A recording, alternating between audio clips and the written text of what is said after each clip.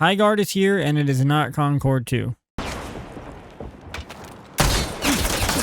Taking damage. Opening fire. Taking down an enemy vapor. That one that just pushed up. Is it amazing? Not really. Is it horrible? Not at all. It does try some things pretty different, and I applaud it for that. It needs some work, it needs fine-tuning, but the game's actually got some pretty fun moments.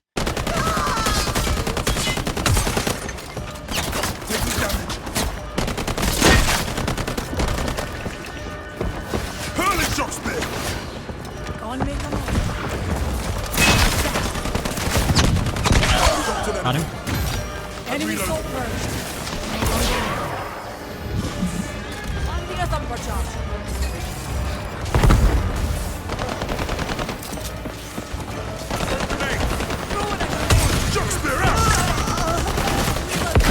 That's it.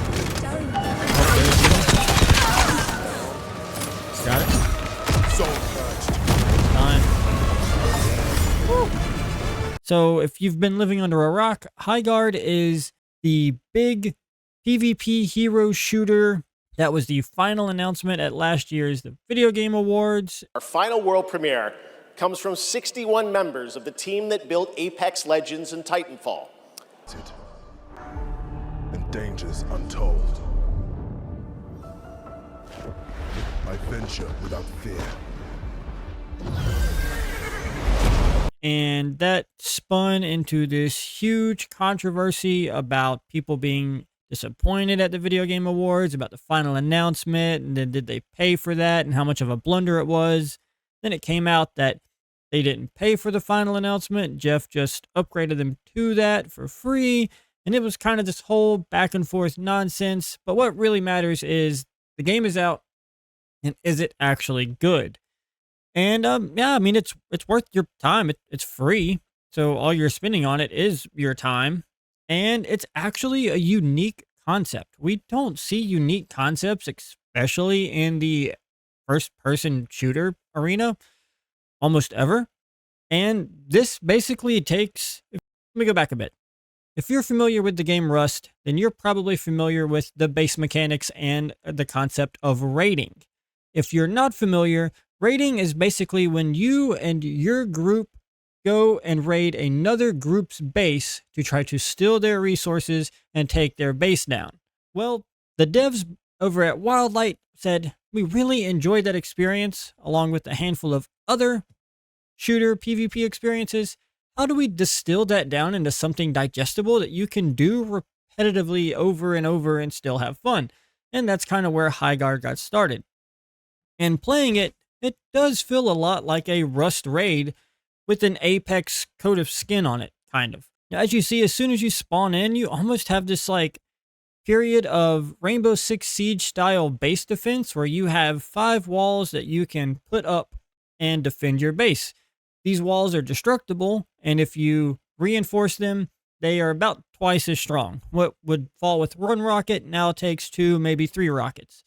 You can actually get more reinforcements and repairs through the course of the match. So you could come back and reinforce your base again, or repair walls that have been lost in a previous raid. So kind of the whole balance of the game is you reinforce your base, and then you set out and you gear up. You can do this by finding loot on the map. You can harvest resources, which is this blue crystal-like thing that has a weird little mini game, kind of a time sequence where you hit it, you harvest that, and you can spend that at multiple shops around the map. There's a shop at your base, and there's a shop in a few different spots around the map. The maps, by the way, are pretty big, which is one of the strange parts to me that I'm kind of torn on, because this is just a 3v3 shooting game. That's it. Your team of 3 versus an enemy team of 3. Now, the maps are big for just 6 players. You do have mounts, and it does kind of give you space to gear up and have these, like, choose your engagement type scenarios, which, you know, eventually does devolve down into kind of this raiding mechanic. But you do kind of get to pick and choose where you engage the enemy because the map is so big. These maps could easily fit 5-6 players per team, or even spread that out to a third team of 3. I think a 3v3v3 would fit really well here, and hopefully this is just the beginning, and we're going to see this concept taken way further by Wildlight as time goes on. Granted that the game survives, that is. So moving on, of course, you gear up, you go out and you take fights or loot the best you can, and then what's called the shield breaker is going to spawn. The shield breaker is basically Super Excalibur that melts the enemy base's shields. So it's almost a capture the flag element to it. So you have to grab the shield breaker, and once you do that, everybody's going to know where you are. In fact, not only can you see it on the minimap, there's kind of this giant dome around the shield breaker carrier, and everybody can kind of pinpoint about where you're at. You take that to the enemy's base, and there's one of, I believe, like 3 points on the enemy base that you can use it, and that will break down the enemy's shield. Well, it does this by spawning a giant, like, battering ram. You can then spawn at the ram, and the enemy team will then be taken back to their base, and it kind of goes into a smaller scale raid mode. It does this seamlessly, and that's pretty impressive. It kind of goes from this big open map kind of structure to a more small defend or attack the base raid mode. And this is kind of where you would attack the enemy base if you were the team that grabbed the shield breaker and brought it to the enemy base. Now, if the other team managed to capture shield breaker and brought it to your base, of course, you will be defending. Every base has a life bar. I believe it's 100 points. And the goal of the game is actually to get that base down to 0. There's multiple ways that you can achieve that win condition, but the fastest of which is to take the base, where you can plant a bomb at one of 2 bomb sites or one big bomb site in the middle called the Archstone. So each generator is worth 40 points if you take down a generator. So with the 30 points you get for actually sieging the base in the first place, if you take both generators, that is a win condition. Conversely, if you manage to just take down one Archstone, that is also a win condition. But now, if you find yourself never being able to grab the shield breaker and are constantly on the defensive, all hope is not actually lost. You can get points for defending your base. After a certain point, every enemy kill you get actually diminishes their base points as well. So even if you're on the defensive, you still have the opportunity to rally back. You can tell they've really thought out this game mode, and it's really unique. If you can't tell, there's a lot to explain here, and it's one of those things you kind of have to just dive in and learn a little bit match to match. I'm still only about 10, 11 matches in, and there's still plenty to learn. Obviously, the different weapons and the variety in gear and kind of how the damage works and how everything scales. You do have mounts, you have upgrades for your mounts, upgrades for your weapons. Obviously, it's a hero-style shooter, so the heroes have their own sets of abilities and ultimates, and there's grenades, and there's a lot to kind of consume and learn here. But the game is also not without its faults. It doesn't run the best, to say the least. On a 3090 with a 9800 X3D on medium to high settings with DLSS on, I'm around 100 FPS for most of the match. It's totally playable, but it's not great considering how the game looks. It doesn't look bad, but we have games like Battlefield 6 that run phenomenal. So hopefully with some fine tuning, they can get the performance where it needs to be. Now, outside of performance, there are other small little things that the devs over at Wildlight should definitely be paying attention to. Things like having no toggle for crouch. It's set to toggle only, and there is no press to hold. In general, there's just not as many settings to change as you would like. In 2026, PC gamers are kind of used to having a whole smorgasbord of settings at their fingertips. And even on console, there's certain settings that you would like to be able to play with and toggle on and off to customize your experience. And a lot of that is lacking here. That's also stuff that can be added in pretty quickly. There's also some kind of issue going on with aiming. I'm hearing it from console players. It's definitely consistent with my experience on PC. The aiming doesn't feel bad. It's just not as snappy as it should be. Like, you can kind of tell that there's a bug or some kind of issue going on the back end. And hopefully they can get that hotfixed pretty soon. Now, outside of small nitpicks like that, there are some larger gameplay gripes I have, just kind of with the inherent nature of the 3v3 mode and how big the map is and kind of the loot mechanic, everything's not perfect. It's not one of those experiences where you hop in and you're like, oh, this is mind blowing. This is absolutely perfect. Everything about this game is great. No, what it is a really good concept and something new and unique that I haven't seen in a first person shooter. And if they could take that little spark that they have here and really fine tune it, it could grow to something spectacular. This is a game that really would have been served well by having a playtest or a beta, being able to take in player feedback and them adjust on that before release. But now that we're here and the game is free and anybody can play it, hopefully they're prepared to take in feedback and rapidly adjust to get the game where it needs to be. Because at the end of the day, Highguard does have a lot of promising systems and mechanics.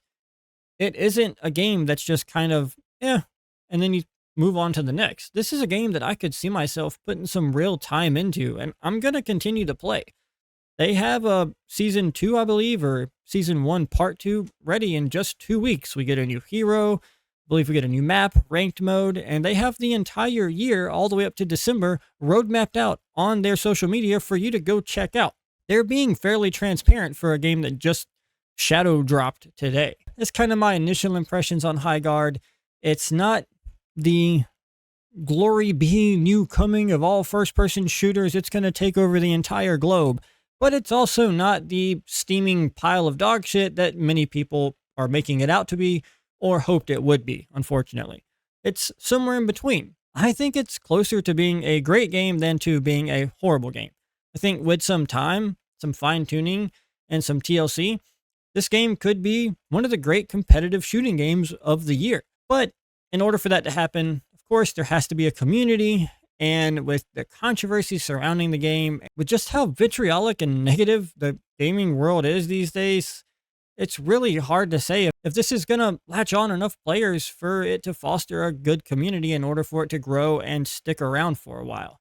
Now, as of the current time filming this video, it is about 10 o'clock p.m. Eastern Time. The game's been out for about 9 hours. We can see that it is hovering right around 33,000 players on Steam. It did peak at 97,000 players earlier today, and you can see it kind of leveled off, and about a third of the players that tried the game ended up sticking with it and are continuing to play. Now, this is early results. No way to tell how the game's going to pan out over the long term, but that's not a horrible result, I would say. It's not a resounding success with, it's not Arc Raiders, but it's not horrible. It does have 14,000 reviews on Steam. They are mostly negative. I have noticed that most of the reviews on Steam are from players that have less than 10 minutes of gameplay. So, in my opinion, that's pretty null and void.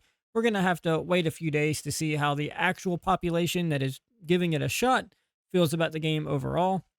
But if we compare that to something like Concord, who I'm not sure how accurate this is, but it looks like, according to SteamDB, on launch, it had a all-time peak of 697 players.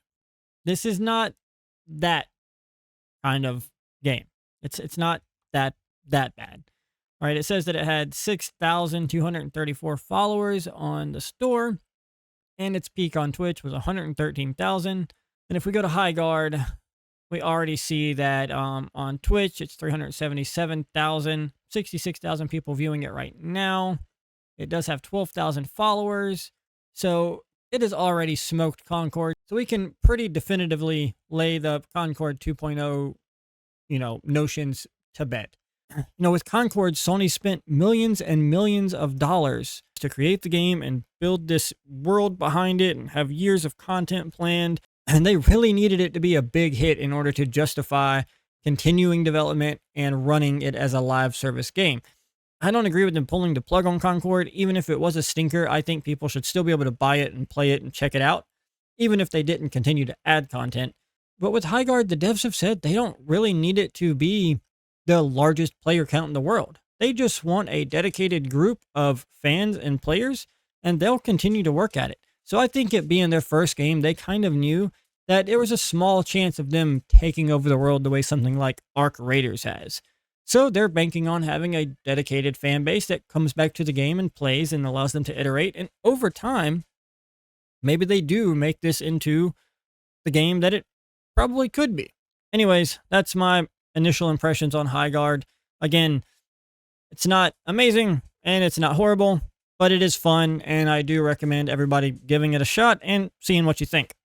Anyways, appreciate you watching, and have a good one.